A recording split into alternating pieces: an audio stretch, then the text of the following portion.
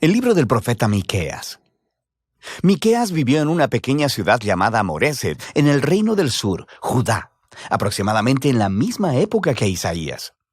Los reinos del norte y el sur de Israel se habían dividido hace mucho tiempo y ambos habían estado violando su pacto con el Dios de Israel.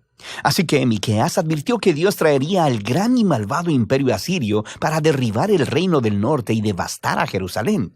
Y también advirtió que después de ellos, Babilonia traería una destrucción aún mayor.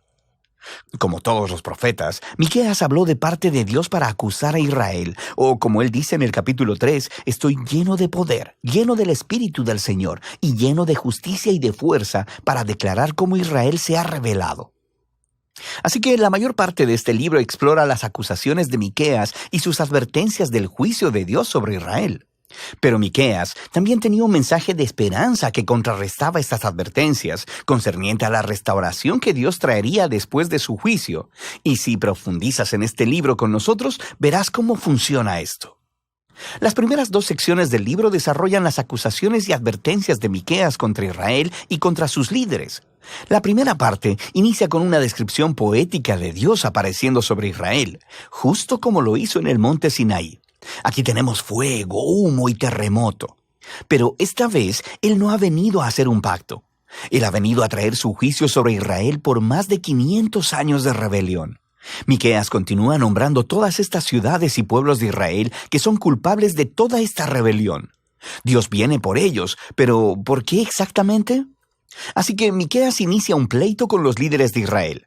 Él dice que ellos se han vuelto ricos a través del robo y la codicia. Él alude a la historia de Acab robándose los viñedos de Nabot en Primera de Reyes capítulo 21. Pero también es porque los profetas de Israel son corruptos. Estaban bastante felices ofreciendo promesas de protección de Dios para cualquiera que pudiera pagarlas. No, dice Miqueas, Dios ha quitado su protección de Israel. En la segunda sección de las acusaciones, Miqueas describe todavía más cómo los líderes de Israel y los profetas juntos han cometido grandes injusticias. Gobiernan la tierra a través del soborno y tuercen la justicia para favorecer a los ricos. Y los pobres son privados de sus tierras, su seguridad y su esperanza. Y todo esto es una violación de las leyes de la Torá, la cual declaraba ilegal vender la tierra que le pertenecía a las familias, incluso si eran pobres. Y descubrimos que el juicio de Dios vendrá en la forma de una nación opresiva que viene a destruir al reino del norte, a Jerusalén y a su templo, el cual será reducido a ruinas. Ahora bien, estas son advertencias muy duras y no son la última palabra. Cada una de estas advertencias concluye con una impactante promesa de esperanza. Primero tenemos un poema de cómo Dios es como un pastor que rescatará y reunirá su rebaño, que es el remanente de su pueblo. Y Él los traerá todos de vuelta a los buenos pastos y será su rey una vez más. La segunda sección de advertencia concluye con esta imagen del templo de Jerusalén en ruinas. Y Miqueas dice que esto no será permanente. Un día Dios exaltará su templo, lo llenará de su presencia y llenará la ciudad con el remanente de su pueblo. Así que el propósito de Dios es hacer de Israel el lugar en el que el cielo y la tierra se encuentran, para que todas las naciones fluyan a Jerusalén, donde Dios se convierte en el rey de todas las naciones, trayendo paz a la tierra. Estos dos poemas finales de esperanza son muy poderosos. Y la siguiente sección del libro, de hecho, los desarrolla todavía más en una serie de poemas hermosamente diseñados que tratan completamente acerca de la futura esperanza de Israel y de las naciones. Así que aprendemos que después del ataque de Asiria, Israel será conquistado y exiliado en Babilonia. Pero a partir de ahí, Dios restaurará a su pueblo y los llevará de vuelta a su tierra. Y luego aprendemos que en la Nueva Jerusalén vendrá un nuevo rey mesiánico del linaje de David. Nacerá en Belén y gobernará en Jerusalén sobre el pueblo de Dios restaurado. Finalmente, en este reino mesiánico, el remanente fiel del pueblo de Dios se convertirá en una bendición entre las naciones. Pero al mismo tiempo, Dios traerá su justicia final y quitará la maldad de su mundo. La sección final del libro regresa al patrón de advertencia seguido de esperanza que vimos en las primeras partes del libro. Miqueas expone una vez más las prácticas económicas injustas de los líderes de Israel y cómo éstas están destruyendo la tierra y al pueblo. Y aquí, Miqueas ofrece sus famosas palabras que resumen lo que significa que Israel siga a su Dios. Ya que se te ha declarado lo que es bueno, ya se te ha dicho lo que de ti espera el Señor. Practicar la justicia, amar la misericordia y humillarte ante tu Dios.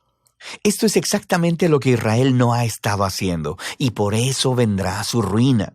Sin embargo, el libro termina con otra poderosa nota de esperanza. Israel es personificado como un individuo, sentado solo, en vergüenza y derrota. Es una clara imagen de la destrucción y el exilio de Israel.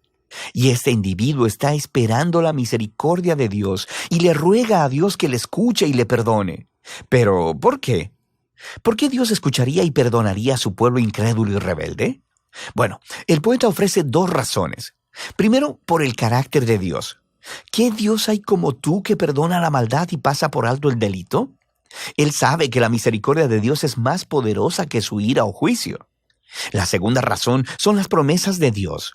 Él dice, muestra tu fidelidad a Jacob y tu lealtad a Abraham, como desde tiempos antiguos se lo juraste a nuestros antepasados. Estas son las últimas palabras del libro. Son una alusión a las promesas del pacto de Dios con Abraham y su familia, allá en Génesis, donde establece que todas las naciones encontrarían la bendición de Dios a través de la familia de Abraham. Pero para convertirse en una bendición para las naciones, Israel debe primero ser fiel a su Dios.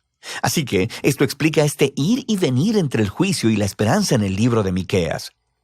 Si Dios va a bendecir a las naciones a través de Israel, entonces Él debe confrontar y juzgar la maldad que está entre su pueblo. Pero su juicio es lo que conduce a la esperanza, porque el amor del pacto y las promesas de Dios son más poderosas que la maldad humana. Y su propósito final no es destruir, sino salvar y redimir. O como lo dicen las últimas líneas del libro, Dios se deleita en su amor de pacto. Así que, una vez más mostrará compasión. Él pondrá su pie sobre nuestra maldad. Él arrojará nuestro pecado a las profundidades del mar. Y de eso se trata el libro de Miqueas.